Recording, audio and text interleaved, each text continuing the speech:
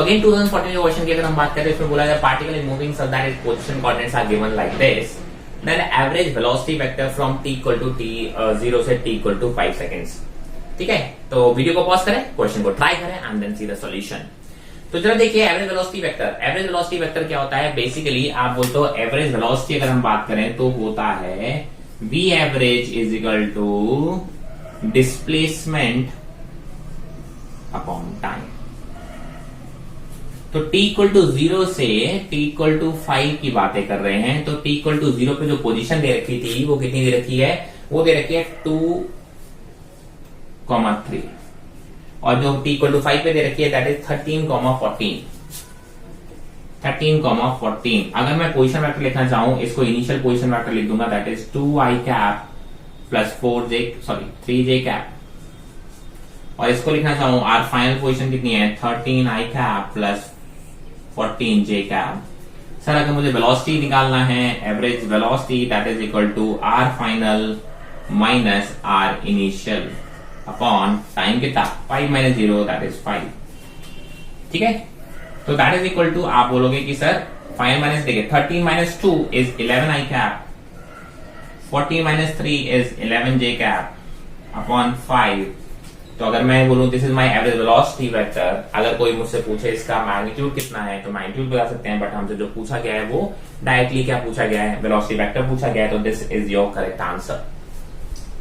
ठीक है, जो फॉर्मेट दे रखा है उसको इसको इस तरीके से दे रखा है 11/5 कॉमन ले लो i cap plus j cap. Very difficult question आप कह सकते हो। कितने इजी क्वेश्चन आते हैं, मैं फिर से बोल रहा हूँ, बहुत इजी क्वेश्चन आते हैं। ये आपके सारे नीट के प्रीवियस क्वेश्चन करा रहा हूँ, ठीक है, ताकि आपको कॉन्फिडेंस आ जाए कि नहीं सर जो बोलते हैं कि इजी क्वेश्चन आते हैं, इजी क्वेश्चन आते हैं, तो बहुत इजी क्वेश्चन आते हैं। कुछ भी नहीं है, लेकिन बेसिक कंसेप्ट बहुत क्लियर होना चाहिए। सारे के सारे क्वेश्चंस कंसेप्ट चेक करने के लिए आते हैं, और अगर आपके कंसेप्ट क्लियर है तो आपको क्वेश्चन में कोई दिक्कत नहीं होगी। I hope this is very clear in your mind. Questions are going to be very very easy. बस प्रैक्टिस एंड बेसिक कंसेप्ट अगर आने चाहिए। प्रैक्टिस से आप बोल सकते हो स्पीड और कॉन्फिडेंस बढ़ता है, और आप बोलते हो कंसेप्ट अगर आपको आता है तो फिर आपको क्वेश्चन बनाने में हेल्प मिलती है। So let's move on to the next question. So the next question is the velocity of a projectile at the initial point A is 2i cap plus 3j cap. Its velocity at point B is. Again very basic question है, again concept based question है। आपने क्या बोला कि sir जब body को throw किया गया है तो ये यहाँ पे जब पहुंचा है तो A पॉइंट पे जो इसकी इनिशियल वेलोसिटी थी u, उसको बोला गया है 2i cap plus 3j cap। 2i cap plus 3j cap. आपसे बी पॉइंट पे वेलोसिटी पूछी गई है। अब देखिए मैं इसको वर्बली सॉल्व कर सकता हूं, मुझे सॉल्व करने की कोई भी जरूरत नहीं है। देखिए इसके दो कंपोनेंट होंगे, ऑब्वियस सी बात है, यहाँ पे जो वेलोसिटी होगी वो इस डायरेक्शन में होगी, तो ये यहाँ पर थी। एक्स कंपोनेंट पूरे डायरेक्शन में चेंज नहीं होता है, तो मुझे मालूम है जो वेलोसिटी होगी या फाइनल वेलोसिटी होगी दैट उसका x component is going to be same. उसमें तो कोई दिक्कत नहीं है। बात करते हैं वाई कंपोनेंट की। अगर आपको मालूम हो वाई कंपोनेंट क्या हो गया, सब वर्टिकल मोशन में जब भी आप बॉडी को ऊपर थ्रो करते हो तो वापस उसी जगह पर आता है, तो जिस स्पीड से थ्रो करते हो उसी स्पीड से ये दोबारा ग्राउंड को हिट करता है। और जो वाई वाला है वो क्या है? वर्टिकल मोशन का ही तो फंडा है। तो जिस स्पीड से आपने वर्टिकल थ्रो किया उसी स्पीड से ये वर्टिकली नीचे गिरेगा। मतलब वाई कंपोनेंट का मैग्नीट्यूड तो सेम होगा, लेकिन डायरेक्शन कैसी होगी? ऑपोजिट, नेगेटिव होगी। यहाँ पॉजिटिव है तो यहाँ पे कितना आ जाएगा? -3j cap. How difficult is this? अगर आपको बेसिक कंसेप्ट अगर आते हैं, आई hope this is very very clear, और मैं इसको बिना पेन चलाए सॉल्व कर सकता था। क्लियर? इसी तरीके के क्वेश्चंस के यहाँ प्रैक्टिस करनी है आपको। So let's move on to the next one. So the next question is the horizontal range and the maximum height of a projectile are equal. The angle of projection of the particle is. तो कभी भी आप बोलेंगे ये standard question है, आप इसको as a result भी आ सकते हैं कि सर अगर आपकी जो हॉरिजॉन्टल रेंज है और मैक्सिमम हाइट है अगर दोनों इक्वल है तो आपको बताना है कि एंगल ऑफ प्रोजेक्शन कितना होगा। मैंने कहा सर फॉर्मूले से रख दीजिए value 2u² sin theta cos theta upon g is equal to u² sin square theta by 2g।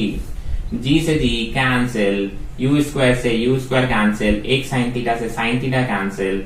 आप क्या बोलोगे कि sir sin theta by cos theta is equal to 4, मतलब tan theta is equal to 4, तो theta is equal to tan inverse of 4। ये result अगर आपको याद भी रह जाए डायरेक्टली तो कोई बुराई नहीं है कि जब भी हॉरिजॉन्टल रेंज और मैक्सिमम हाइट इक्वल होते हैं तो टेन थीटा की वैल्यू किसके बराबर आती है, 4 के बराबर आती है। And that's a very very standard result और बहुत ही सिंपल है। उसने क्वेश्चन दे रखा था, बस उसी को मैंने इक्वेट किया, मैंने कुछ भी नया नहीं किया। देखिए आपके सामने जो क्वेश्चन में बोला था बस उसी को सॉल्व किया, इसी तरीके से आपको सॉल्व करना है। ठीक है, अगला क्वेश्चन देखते हैं। So next question, the particle has initial velocity 2 I cap plus 3 j cap and acceleration 0.3 I cap plus 0.2 j cap. The magnitude of velocity after 10 seconds will be. Very basic question. Video को pause करें, question को solve करें and then answer लेके आए। तो देखिए मैंने जो इंपॉर्टेंट डेटा उसको हाईलाइट कर लिया था। उसकी इनिशियल वेलोसिटी दे रखी है, एक्सेलरेशन दे रखा है। एक्सेलरेशन में जरा देखिए कोई भी वेरिएबल t नहीं है, इसका मतलब एक्सेलरेशन कैसा है, कांस्टेंट है। टाइम दे रखा है 10 सेकंड, 10 सेकंड बाद आपकी वेलोसिटी पूछी गई है। एक्सेलरेशन कांस्टेंट है तो मैं क्या लगा सकता हूं सर, मैं लगा सकता हूं आपका इक्वेशन ऑफ मोशन। तो आप बोल सकते हो इनमें आपस में रिलेशन निकालते हैं तो क्या होता है v equal to u plus at, और ये ऑलरेडी वेक्टर फॉर्म होता है तो मैं डायरेक्टली एक साथ लगा देता हूं।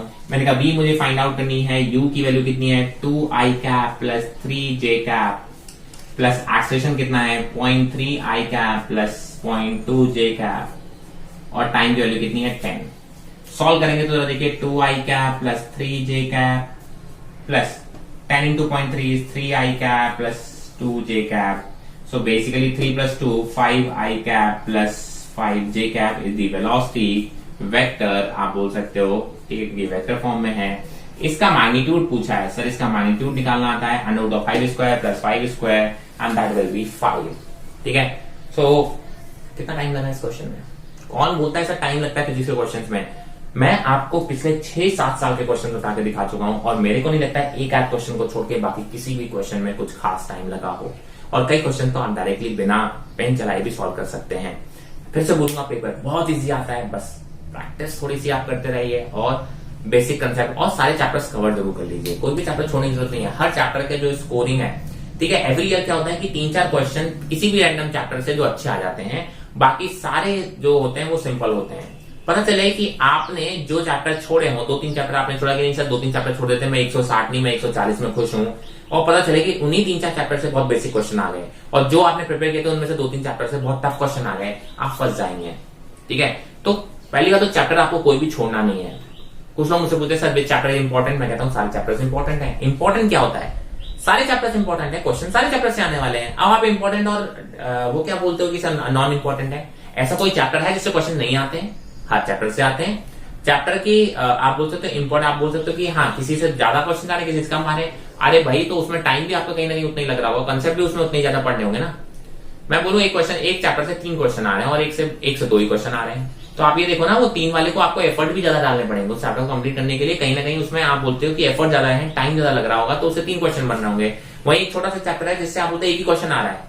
ठीक है, एक ही क्वेश्चन अगर आ रहा है तो उसको सॉल्व करने में, आप बोलते उसको प्रिपेयर करने में टाइम भी बहुत कम लग रहा होगा, तो कोई भी चैप्टर छोड़ना नहीं है। फिर से बोलो, हर चैप्टर को आपको कवर तो करना ही करना है। और मैं बोल रहा हूँ कि मैक्सिमम क्वेश्चन बहुत इजी आते हैं, तो बिल्कुल भी आप ये नहीं सोचें कि सर टफ क्वेश्चन करने हैं, नहीं। सिंपल क्वेश्चन की प्रैक्टिस अच्छे से करिए, टफ क्वेश्चन की तरफ नहीं जाना है हमको। ठीक है, चलिए आगे बढ़े। Question is a particle moves in a circle of radius 5 centimetre with constant speed and time period दे रखा है 0.25 second. The acceleration of the particle is. Solve करूं?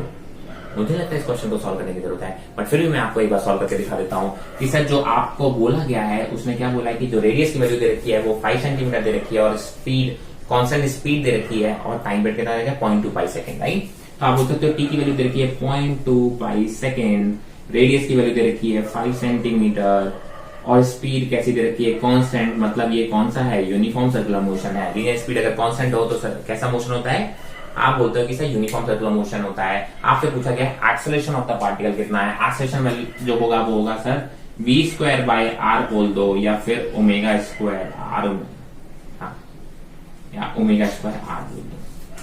ठीक है, अब सीधी सी बात है सर टी पता है, अच्छा भैया टी को आप ओमेगा को क्या लिख सकते हो 2π/t²/r। कुछ है इस क्वेश्चन में? 2π की वैल्यू पता है, टी की वैल्यू पता है, आर की वैल्यू पता है, वैल्यूज पुट करो और आंसर लेके आओ। ठीक है, क्या बताऊं इस क्वेश्चन में? क्या मुझे इस क्वेश्चन को कराने की जरूरत है? बिल्कुल भी नहीं। हाँ, बट ऐसे क्वेश्चन आ जाते हैं तो आपको पता तो होना चाहिए, इस टाइप के क्वेश्चन आपसे बनने चाहिए। ठीक है, तो let's move on to the next question. So the next question is a body moving with velocity 30 metre per second towards east. After 10 seconds, the velocity becomes 40 meter per second towards north. The average acceleration of the body is. तो देखिए फिर से बहुत simple सा question है। आपने बोला पहले जो बॉडी थी वो ईस्ट की तरफ जा रही थी 30 मीटर पर सेकेंड। थोड़ी देर बाद 10 सेकंड बाद आप बोलेंगे जो इसकी वेलोसिटी वो 40 मीटर सेकंड टुवर्ड्स नॉर्थ थी।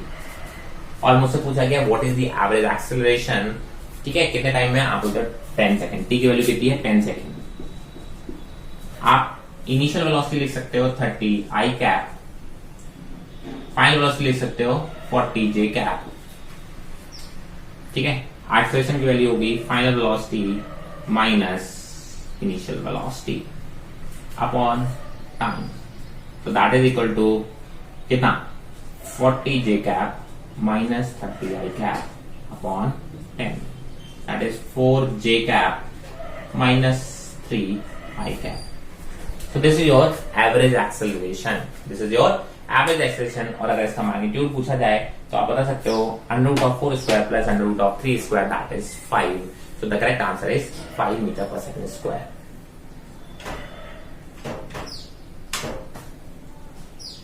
एक और क्वेश्चन देख लेते हैं। 2011 का है, लास्ट क्वेश्चन आप बोल सकते हो पिछले 10 सालों में आपने जितने भी क्वेश्चन थे हमने कर लिए, ठीक है।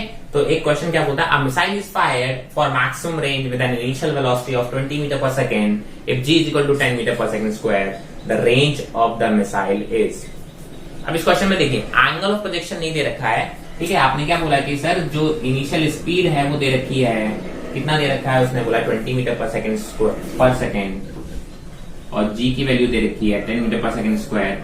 रेंज की वैल्यू मुझसे पूछी है, आपने बोला सर एंगल ऑफ प्रोजेक्शन नहीं दे रखा है। मैंने कोई बात नहीं, एंगल मुझे मालूम है 45 डिग्री, क्योंकि उसने वर्ड्स में बोल दिया है कि sir for a maximum range, और रेंज मैक्सिमम कब होती है? 45 डिग्री। बस इस क्वेश्चन में यही ट्रिक था, बाकी तो खत्म। That is you square sine 2 theta by ji, you square theta, जी की value 10 metre per second square, and this is the question which can be solve easily. इसमें जो ट्रिक पार्ट था वो ये था, उसने थीटा आपको डायरेक्टली नहीं दे रखा था, उसने क्वेश्चन में दे रखा था कि for the maximum range, and range maximum कब होती है? 45 डिग्री।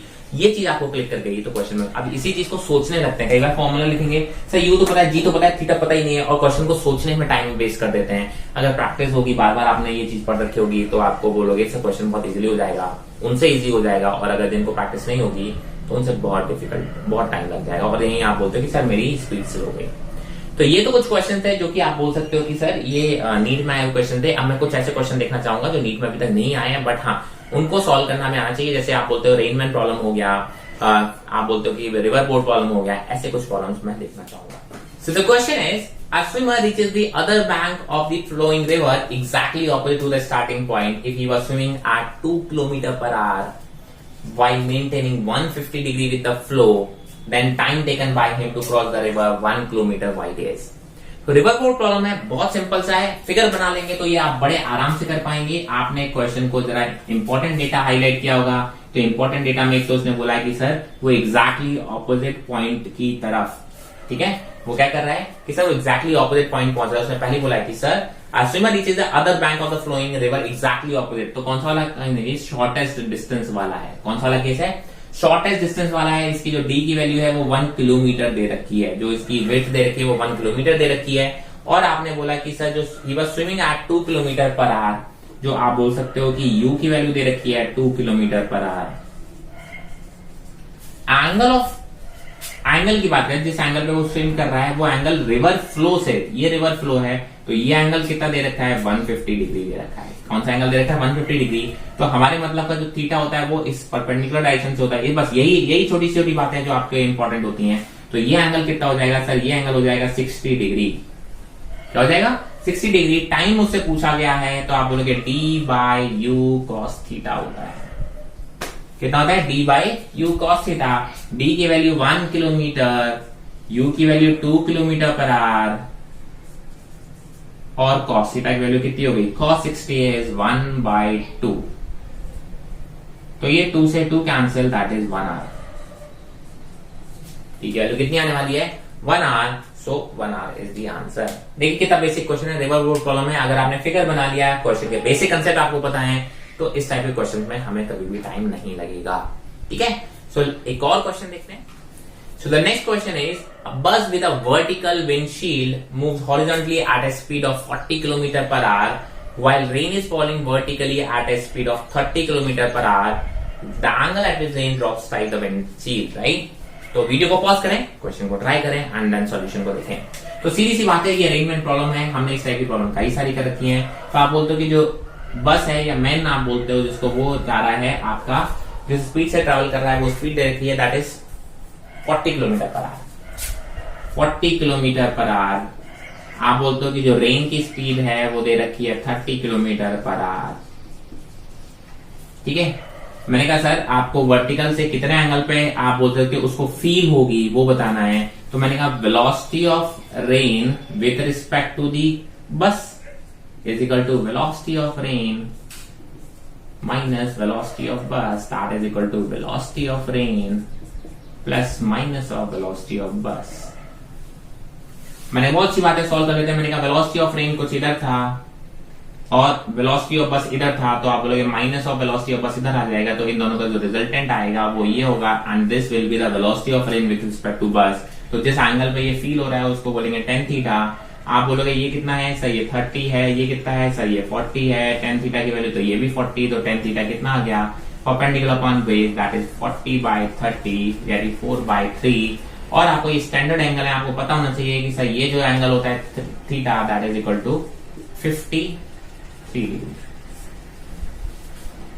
ठीक है, सो आप बोलोगे इस टाइप के क्वेश्चन देखिए, ये रेन प्रॉब्लम है, बहुत ही बेसिक प्रॉब्लम है। अगर आपको ये फंडे आते हैं, अगर आपको ये फंडे क्लियर हैं, कंसेप्ट क्लियर है, तो इन प्रॉब्लम्स में कुछ भी नहीं बचता है।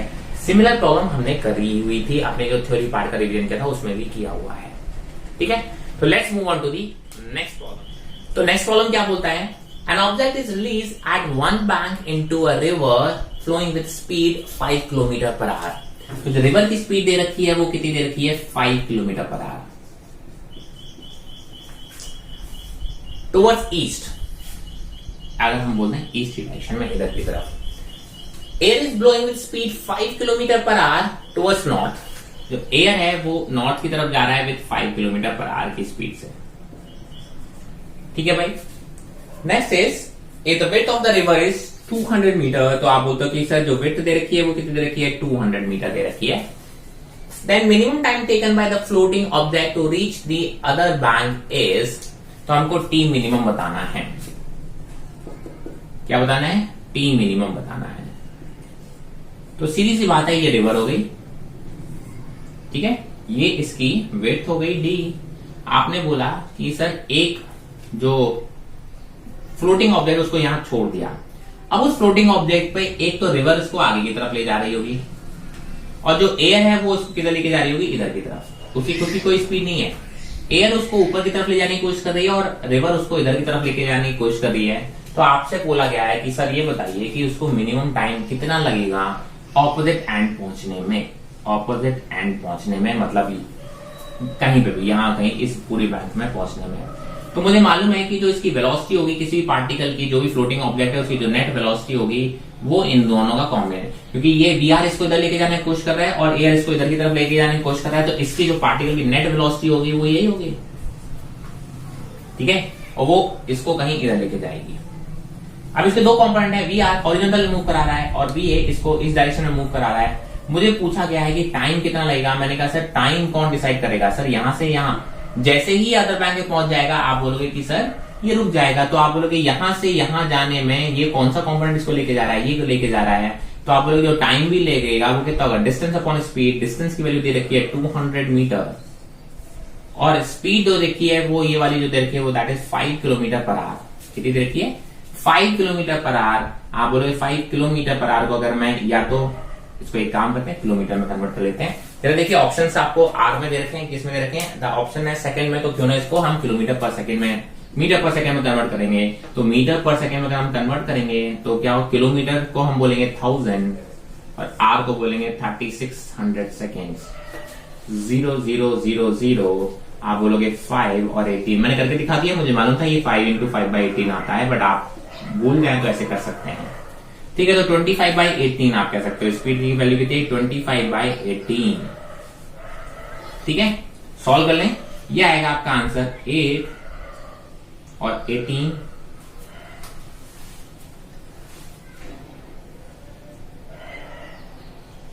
ठीक है, तो 18 8 जा is 144 second. So the correct answer is 144 second it will take to reach the other point. तो करेक्ट आंसर is 144 सेकेंड. अच्छा क्वेश्चन है, बेसिक क्वेश्चन है, बहुत ज्यादा टाइम नहीं लगता है, बस हाँ कंसेप्ट अच्छा था कि इसमें एक थोड़ा सा डिफरेंस था, इसलिए मैंने इस प्रॉब्लम को नहीं लिया. ठीक है, तो ये थे कुछ प्रॉब्लम्स हमने देखे पहले नीट के जितने भी आए हुए लास्ट 10 ईयर से हमने क्वेश्चन देखे, और आपको पता चला होगा कि बहुत ही बेसिक क्वेश्चंस आते हैं, और मोस्टली क्वेश्चंस आए हैं सर्कुलर मोशन से, कुछ प्रोजेक्टाइल से, और कुछ वेक्टर से डाई क्वेश्चन आए हुए हैं. ठीक है, और जनरली क्वेश्चंस आप बोल सकते हैं उसी ट्रेंड में आते रहते हैं. तो हमें इसी टाइप के क्वेश्चंस का प्रैक्टिस करना है. मैंने आपको काफी सारे क्वेश्चंस करा दिए, प्लस कुछ ऐसे क्वेश्चंस भी करा दिए जो अभी तक नहीं पूछे गए हैं, बट हमें सॉल्व करना आना चाहिए, बिकॉज कभी भी भरोसा नहीं है कि कभी उनसे क्वेश्चन पूछ दिया जाए. हालांकि उनके आने के चांसेस अभी भी मैं कहता हूं कम ही है, तब भी हमको सॉल्व करना तो आना ही चाहिए, क्योंकि अगर किसी ने पूछ दिया बहुत बेसिक सा क्वेश्चन, तो हमसे ऐसा ना हो कि हमने बिल्कुल छोड़ रखा हो तो हमसे ये बने ही नहीं. तो आज के लेक्चर के लिए इतना ही काफी है. जितनी प्रॉब्लम्स आपने की उनको आप डेफिनेटली अपने हाथ से प्रैक्टिस कीजिए, और मैंने आपको असाइनमेंट भी ऑलरेडी प्रोवाइड किया हुआ है. अगर आपको अभी तक असाइनमेंट नहीं मिला है तो आप लास्ट वीडियो के डिस्क्रिप्शन में जाके उस लिंक से असाइनमेंट को एक्सेस कर सकते हैं. उस असाइनमेंट को सॉल्व कीजिए. कोई भी डाउट है, अगर मेजरली मैंने आपको जैसे पहले बताया कि अगर मुझे काफी सारे स्टूडेंट बोलेंगे कि काफी सारे डाउट्स आ रहे हैं, तो definitely I will try to come live on YouTube so that I can solve this problems. अगर आपके इंडिविजुअली कुछ प्रॉब्लम्स आ रहे होंगे तो आप मुझे इंस्टाग्राम प्रोफाइल पे या कमेंट सेक्शन में मेंशन कर सकते हैं. आप इंस्टाग्राम प्रोफाइल पे मुझे टेक्स्ट भी कर सकते हैं, तो मैं आपको इंडिविजुअली आपके क्वेश्चंस हैं, उनके डाउट्स हैं, उनको हम डेफिनेटली क्लियर करने की कोशिश करूंगा. जैसा कि अभी तक न्यूज आ रही है, आप बोल सकते हैं कि जो नीट एग्जाम है वो काफी और डिले हो सकता है, मे बी आप जून एंड जुलाई तक जा सकता है. ठीक है, सो आई होप आपको अभी तक सारी चीजें क्लियर होंगी. स्टिल अगर कोई भी डाउट है, अगेन फिर से बोल रहा हूं, mention in the comment section. और अगर आपने अभी तक YouTube चैनल सब्सक्राइब नहीं किया है तो do subscribe the channel so that you can get the notification of my new incoming videos. Till then, stay healthy, stay safe. Thank you.